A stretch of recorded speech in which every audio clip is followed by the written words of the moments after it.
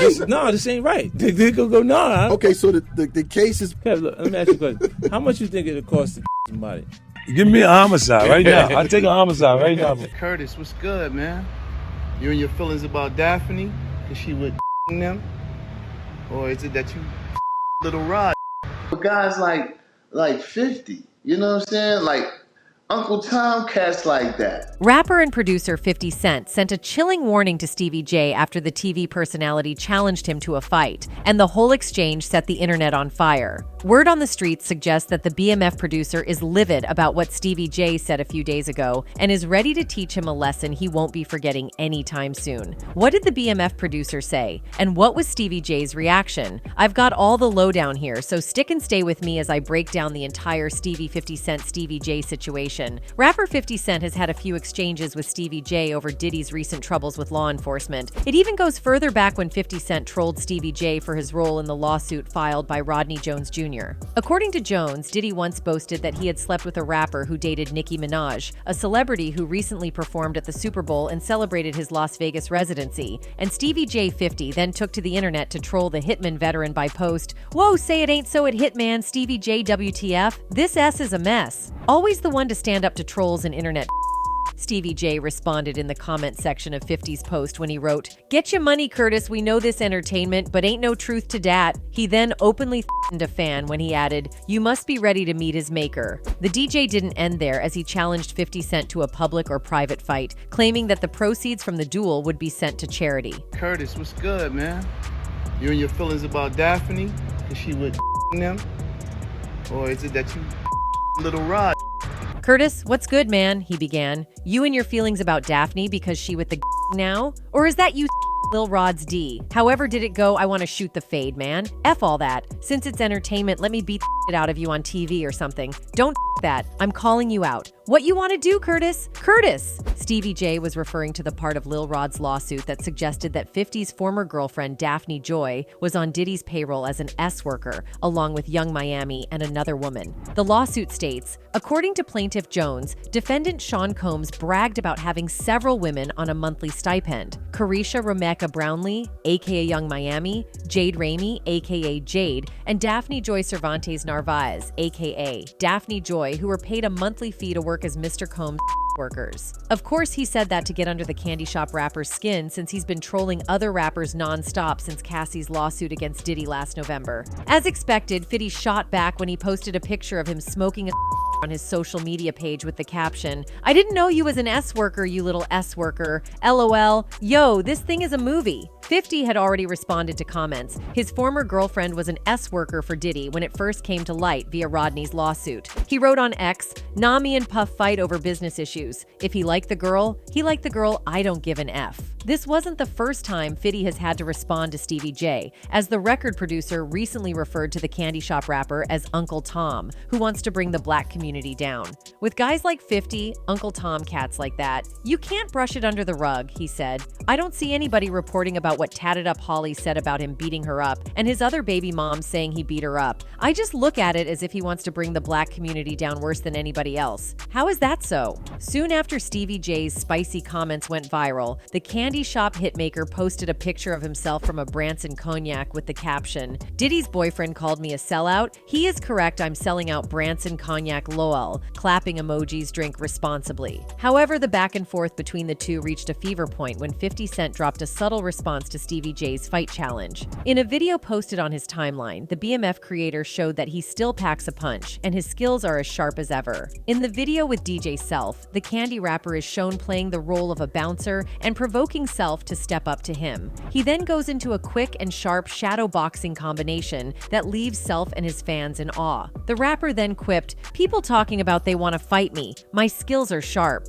In an apparent trash talk subtly directed at Stevie J, the G-Unit leader boasted, "Get out of here with that I hope you get past security. It might surprise fans that 50 isn't all talk either, as the rapper has some background in boxing. Reports indicate that he took up the sport when he was only 11 and had won a couple of bouts in his heyday. He recently posted a video of him engaging his fists in a speed boxing exercise, showing an impressive hand speed, so Stevie J should be careful what he's wishing for because 50 appears to still be in the game. The businessman and G-Unit founder is into boxing promotion, founding the SMS Promotions in 2012. Though the company filed for bankruptcy in 2015, it hasn't gone out of business as it has world champions such as Yuriorkis Gamboa, Billy Dib, and Olympics bronze medalist Andre Dirrell. Though nobody expects the fight to happen, many fans think that 50 has the upper hand when the two celebrities take to the ring. They think that his experience as a boxer would come to the fore and would knock Stevie J out in no time. The fans appear to be right, as Stevie J seems to have no record or background in boxing.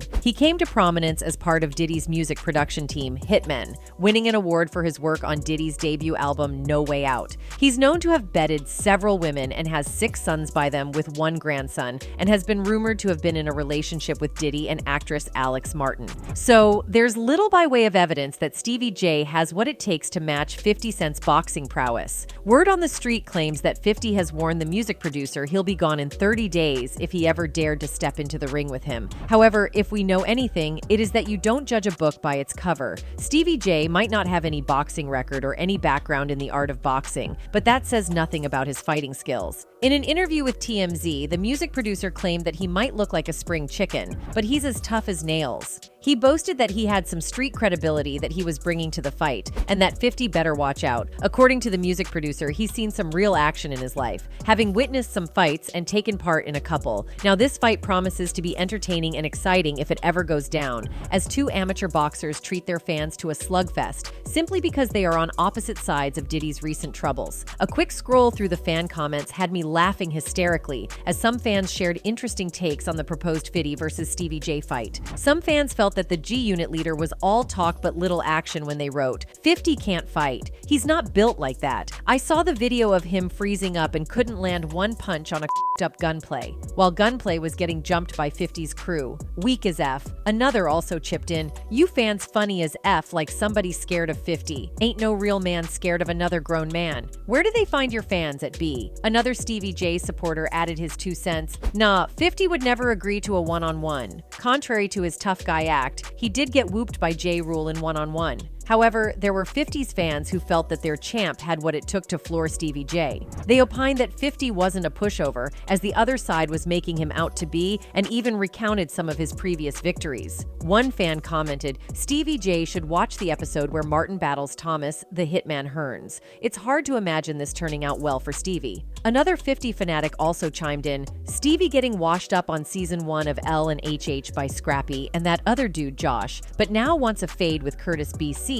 His buddy is a catchphrase. Stop the cap. Given the balanced support for the 2 celebrities, it's hard to imagine who would win the duel. However, given the confidence that Stevie J displayed and the courage to call out 50 first, my money would be on the hitman. However, you'll never know, as 50 could pull out a few surprises of his own. The 2 music industry players have been at each other's throats since security agencies raided Diddy's homes in Miami and Los Angeles. It isn't clear what caused the raids, but reports we're gathering suggest that it has something to do with the numerous lawsuits filed against the CEO of Bad Boy Entertainment. Stevie J, who claimed to be at the Miami residence during the raid, explained that he was outside the door of the studio when he heard a loud bang followed by another one. Then he saw 3 armored vehicles rush into the compound and a few choppers hovering around the vicinity. When asked whether the Rambo-style entry scared him, the record producer responded in the negative. According to him, once the vehicles made their way into the compound, he saw about 50 red dots on his shirt, referring to the laser sights from the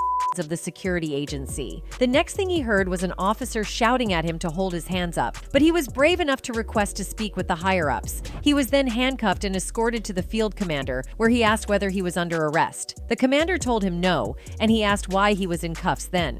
The TMZ crew then asked what the officers took from the music mogul's million-dollar house, to which he responded he didn't know, but he saw them walking away with a few electronics, cameras, and videotapes. The record producer then backed his boss when he claimed that all that was being reported in the news, including the lawsuits, was false. He explained that he's known Diddy for almost 3 decades and that he's as clean as the white suits he usually dons. He decried why the weaponization of traditional media to bring down hardworking individuals like P. Diddy. He claimed that the media was fed with lies, and it is propagating those lies without checking the veracity of the claims. When asked about how Diddy was faring in all of this hullabaloo in his life, Stevie J said that his spirits are up, and he's unperturbed by the orchestrated disturbances around him. He explained that the rap mogul is spending time with his mother and children and working out in the gym to stay in good shape after the storm subsides. He then took another shot at his nemesis, 50 Cent, questioning why the media wasn't making a storm out of 50 Cent's alleged mistreatment of his ex-girlfriend, Tatted Up Holly.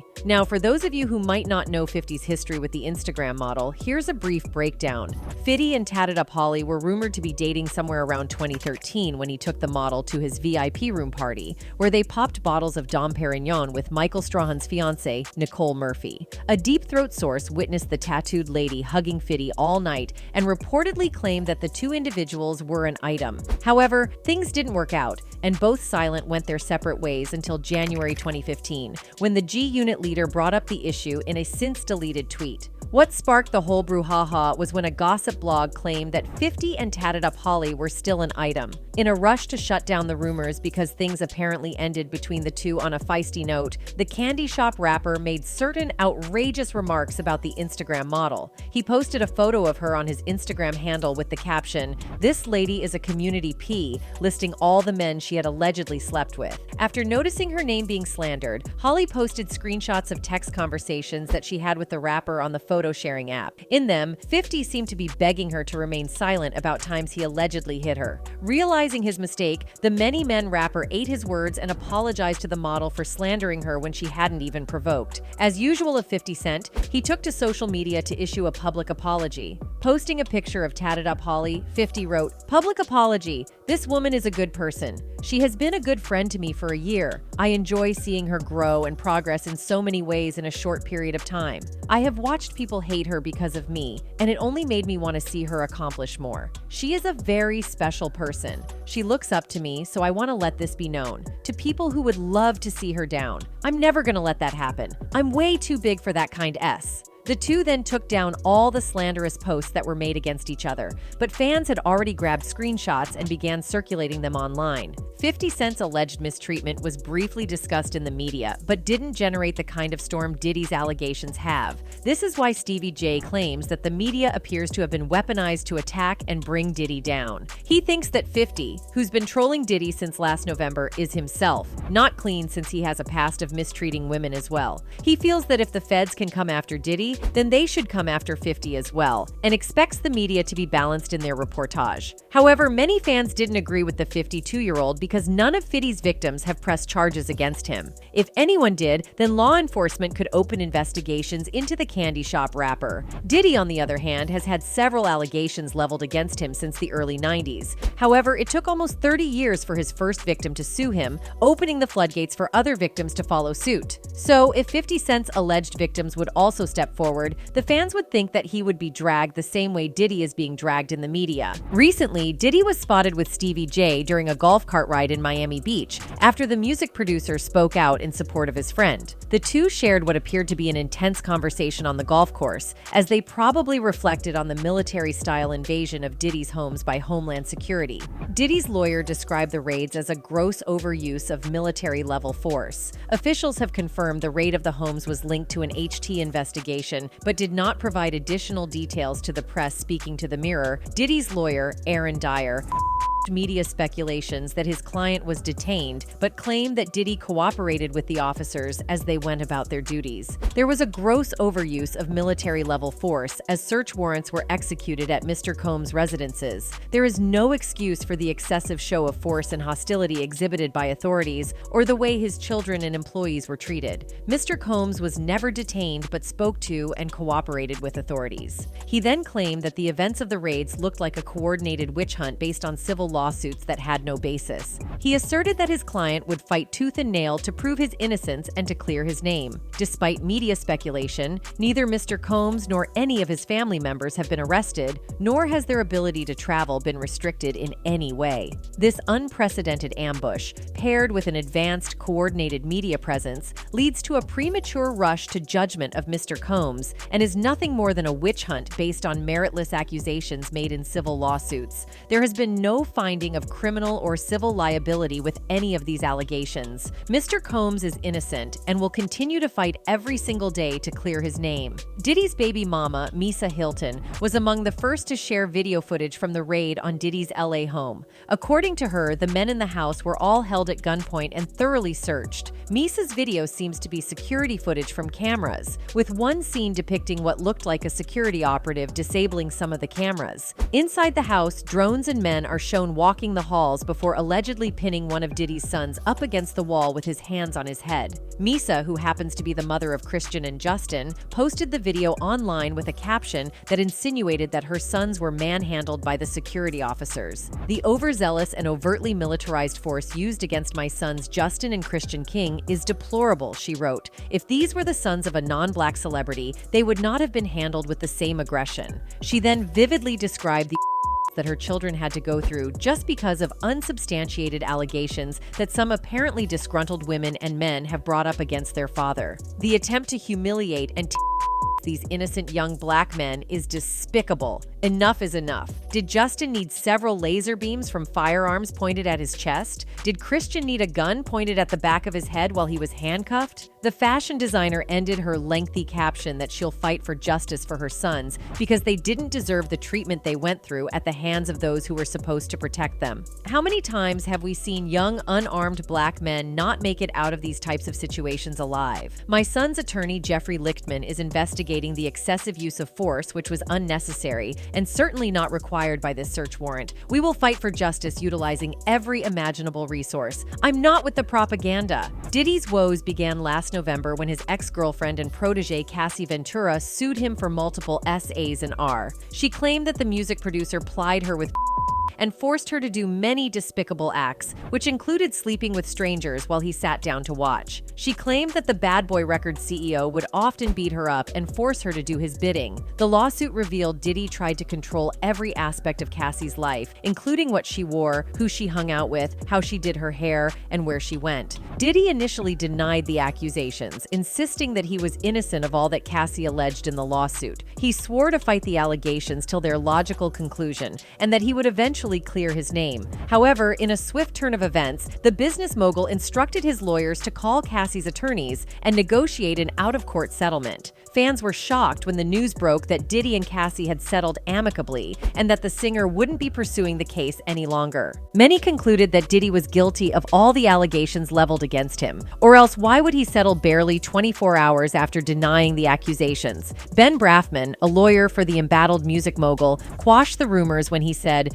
"Just so we're clear, a decision to settle a lawsuit, especially in 2023, is in no way an admission of wrongdoing. Mr. Combs' decision to settle the lawsuit does not in any way undermine his flat-out denial of the claims. He is happy they got to a mutual settlement and wishes Miss Ventura the best." A few days after Cassie's settlement, another woman, Joey Dickerson Neal, came forward with a series of accusations against the music mogul. She alleged that the music mogul invited her to his place after a date and gave her drinks laced with Once she ingested the alcohol beverage, she lost control, and Diddy took advantage of her situation to sleep with her without her consent. He then recorded the entire encounter on tape and showed it to her friends. This caused her to spiral into depression and check into a rehabilitation center for help. Once again, the business mogul denied these allegations, claiming that they were lies designed to tarnish his image. He explained that the woman was just seeking a quick payout. A few days later, he was hit with another lawsuit again, this time by a woman who pleaded anonymity. According to her, she and her roommate met the rapper in the company of Aaron Hall,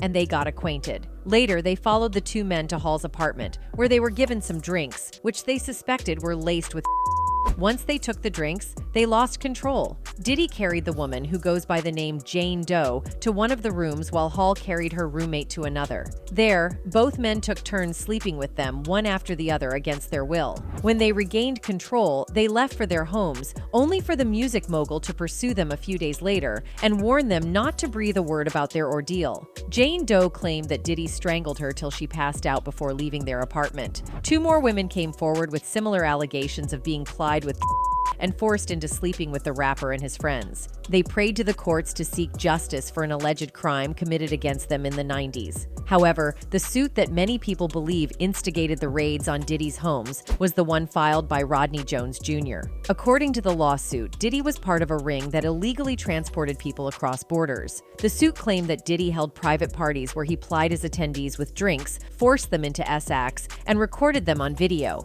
He later used the videos to blackmail the attendees to do his bidding. The lawsuit also mentioned Stevie J as one of Diddy's victims, which is why 50 Cent trolled him, and thus began the feud between 50 and Stevie J, with the record producer challenging the G-Unit leader to a fight. Now that 50 Cent has reportedly issued an ultimatum of 30 days, it remains to be seen whether Stevie J would walk the talk. And this brings us to the end of today's video. Thanks for watching.